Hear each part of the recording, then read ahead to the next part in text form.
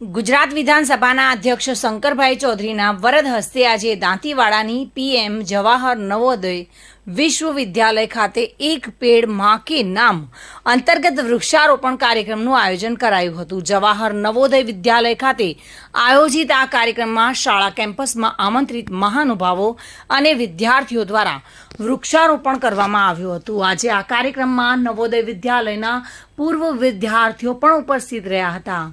આ પ્રસંગે માન્ય અધ્યક્ષ શંકરભાઈ ચૌધરીએ ઉપસ્થિત લોકોને સંબોધિત કરતા કહ્યું હતું કે દેશના વડાપ્રધાન નરેન્દ્રભાઈ મોદીએ એક વૃક્ષ માતાના નામે ઉછેરવાનું આહવાન કર્યું છે। તેમણે વૃક્ષને માતા સાથે જોડીને વૃક્ષારોપણના કામને નવી દિશા આપી છે। વિદ્યાર્થી કાળના સંસ્મરણોને યાદ કરતા અધ્યક્ષ શંકરભાઈએ જણાવ્યું હતું કે વિદ્યાર્થી જીવનની યાદો અને ખુશી અલગ જ હોય છે।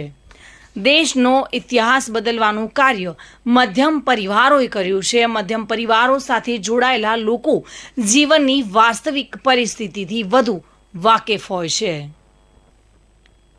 આ કાર્યક્રમમાં રાજ્યસભાના પૂર્વ સાંસદ દિનેશભાઈ અનાવાડિયા, જિલ્લા કલેક્ટર વરુણકુમાર બરનવાલ, બનાસ મેડિકલ કોલેજના પ્રમુખ પીજે ચૌધરી, સ્થાનિક આગેવાનો, અધિકારીઓ, શિક્ષકગણ અને પૂર્વ વિદ્યાર્થીઓ તથા વાલીઓ પણ ઉપસ્થિત રહ્યા હતા। અગરબત્તી કર્મકાંડ કંઈ ન કરી શકતા હોય, પરંતુ જો પ્રકૃતિના સંવર્ધનનું કામ, જો વૃક્ષ વાવવાનું કામ, વૃક્ષ સંવર્ધનનું કામ, પંખીઓ પ્રાણીઓને સંવર્ધન કરવાનું, એને સુરક્ષા આપવાનું કામ કરતા હોય તો આ પણ એક ઈશ્વરની કરેલી નિષ્કામ ભક્તિ છે।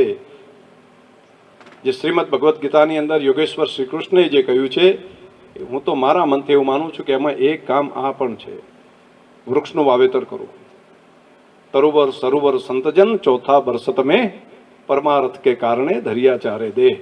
તો આ પરોપકાર માટે કામ કરવાવાળા જે લોકો છે એનું જેવા પૃથ્વીના જે તત્વો છે એને સંવર્ધન કરવાનું કામ એ પણ બહુ મોટું કામ છે। તો આજના કાર્યક્રમની આ ઇવેન્ટ બનાવી તમે એની સાથે જોડ્યું છે, માને જોડી છે।